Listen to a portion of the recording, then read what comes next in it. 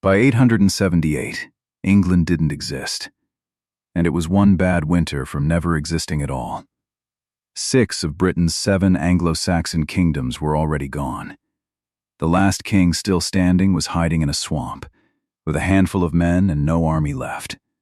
No crown, no capital, no certainty he would live to see spring.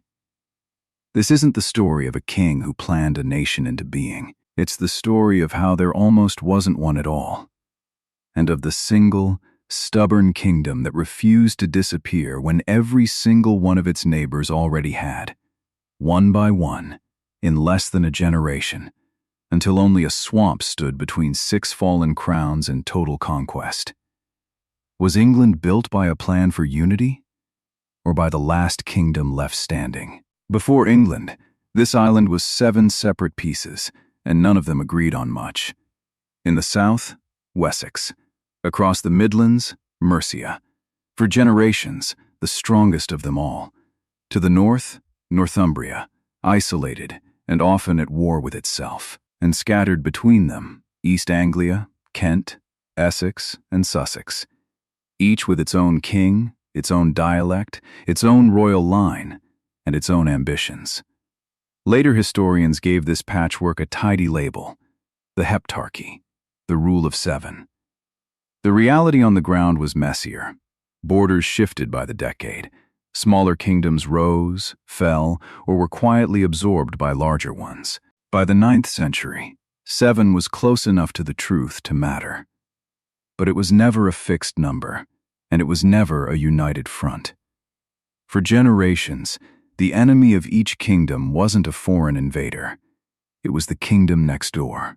Mercia had spent most of the 8th century trying to dominate the rest of the island, under kings like Offa, who built his name, and his famous defensive dike, subduing rival Anglo-Saxon thrones, not watching the coastline for ships. Wessex broke that Mercian dominance for good at the Battle of Edington in 825. A war between neighbors, fought decades before anyone on the island had reason to think about longships. Wessex and Mercia then allied, broke that alliance, and allied again, depending on whichever king needed the other's help that decade. This was an island that knew war intimately. But it was war between people who spoke the same language, followed the same church, and fought over the same prize. Which royal house would end up ruling the others? None of them were watching the sea. Viking raiders themselves weren't new to this coast. They had struck the monastery at Lindisfarne decades earlier, in 793, and hit isolated shores on and off ever since. Fast, brutal, unpredictable. But nobody on the island mistook them for an army of conquest. They came, they burned, they left with what they could carry. Then, in 865, something different came ashore in East Anglia. This wasn't another raid. It was a large, organized force that later chroniclers would call the Great Heathen Army. And unlike everything that came before it, this army hadn't crossed the sea to plunder and sail home before winter. It had come to conquer land, and to keep it, kingdom by kingdom if it had to. Here was the mistake. And it didn't belong to one king.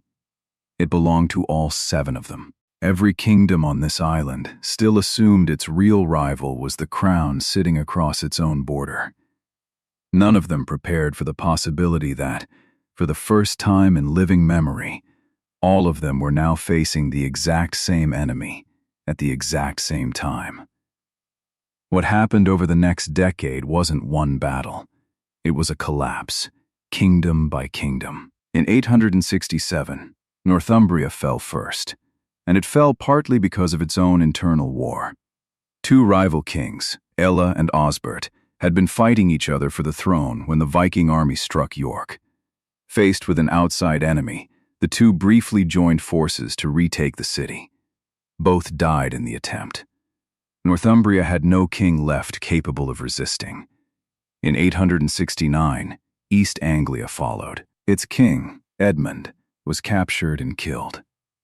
More than a century later, a monk named Abbo of Fleury turned Edmund's death into a martyrdom story.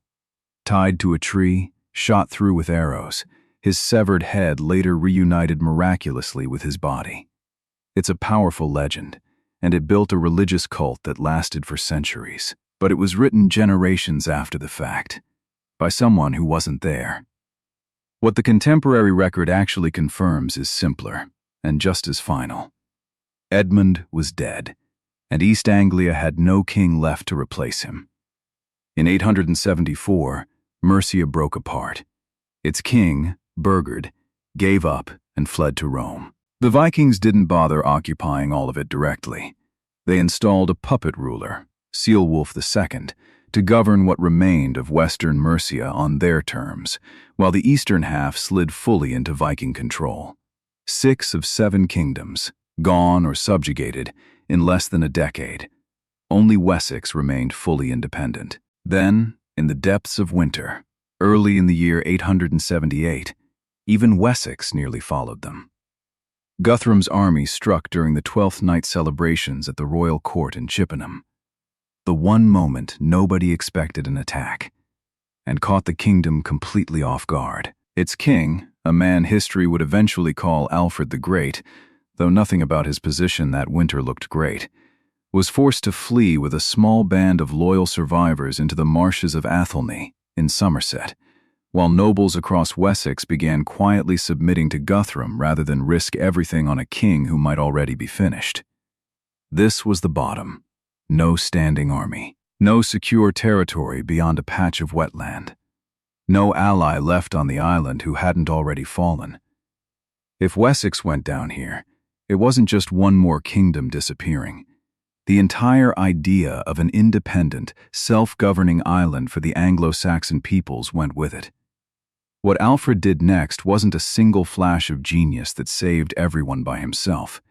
It started smaller and slower than that. From inside that marsh, over the following months, he began quietly calling the Wessex Fard, the kingdom's citizen militia. Back together, district by district, waiting for the moment it would be enough. By May of 878, that scattered militia had become an army large enough to face Guthrum head-on. Alfred gathered his forces at a meeting point remembered as Egbert's Stone, and marched to a ridge near a place called Edington. Wessex won. And not narrowly. Alfred's forces broke Guthrum's army in open battle, then pursued the survivors back to their fortress and starved them out over roughly 2 weeks until they surrendered outright. Under the treaty that followed, Guthrum agreed to be baptized, with Alfred himself standing as his sponsor, and the two spent 12 days afterward feasting together as former enemies. For the first time, a formal border was drawn across the island. To the northeast, territory that would fall under Danish law, what later generations would call the Danelaw. To the south and west, Wessex, secure. This was the first time the island had been split in two on paper, but it was also the first time an Anglo-Saxon king had gained something none of his predecessors ever had, a clear line to push back from, instead of an endless retreat with nowhere left to go. What actually kept Wessex alive after that, and eventually saved the rest of the island, wasn't a second miracle battle. It was a system. Alfred built a network of fortified towns, known collectively as burhs, roughly 30 of them, spaced closely enough that almost nowhere in his kingdom sat more than a single day's march from one, each garrisoned according to the size of the farmland feeding it. He rebuilt the fleet to intercept raiders before they landed. He reorganized the fyrd so the entire militia was never called up and exhausted at once again. He even commissioned a written law code, drawing older customs from Wessex, Mercia, and Kent into one shared body of law for the first time. None of this depended on Alfred personally surviving whatever crisis came next. That was the design. The system, and the identity it quietly built underneath it, were made to outlive him. And they did. It passed to his son, Edward the Elder, and to his daughter, Athelflaed, remembered in later chronicles as the Lady of the Mercians, a woman ruling a kingdom in her own right, unusual enough for the era that later scribes struggled to know what title to even give her. Over the next 2 decades, The two of them used that same fortified network to retake the Danelaw piece by piece. Chester, Derby, Leicester. Town by fortified town, until Ethelflaed's death in 918 left Edward to absorb Mercia directly into a single, unified crown for the first time in the island's history.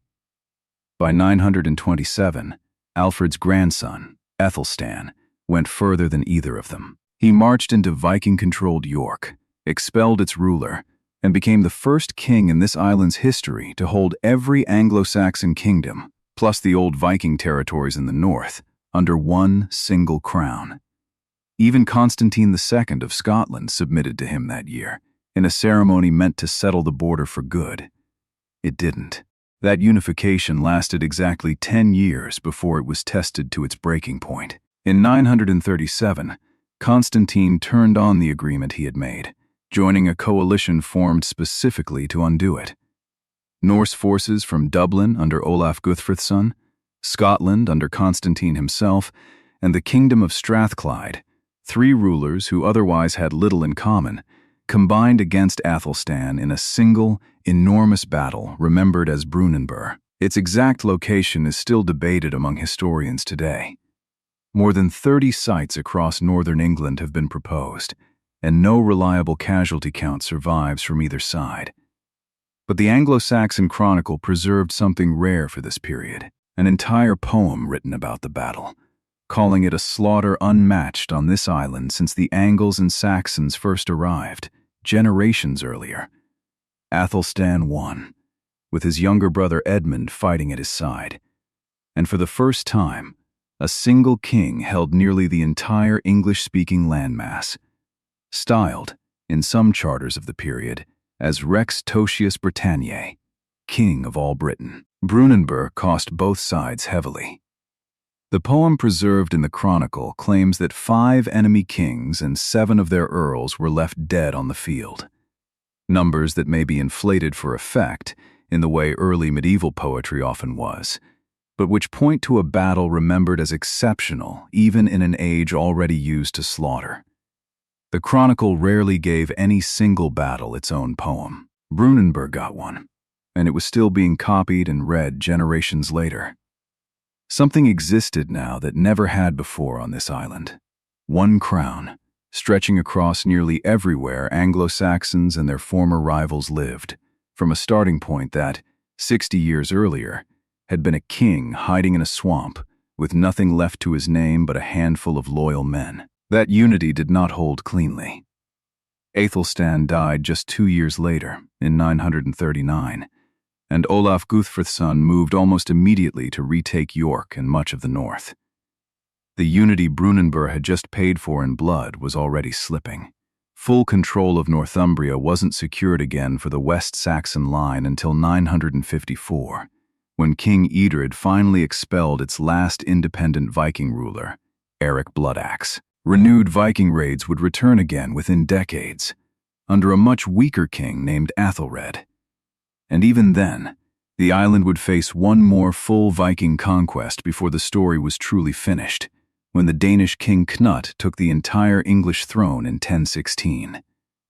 Nothing about the outcome at Brunanburh had been guaranteed the moment Alfred fled into Athelney. It was an achievement, freshly won and repeatedly threatened for generations. Not a destiny that had been waiting to happen all along. This is why it matters. The idea of a single people called the English, what Alfred himself, in his own writings, called the angel sin, did not exist before this. It was built, one desperate generation at a time, by the survivors of a near-total conquest. The borders, the fortified towns, the shared law code, and the sense of common identity that Alfred and his descendants built to keep from being erased became the direct foundation of the country and the name the world would eventually know as England. England, the land of the angel sin.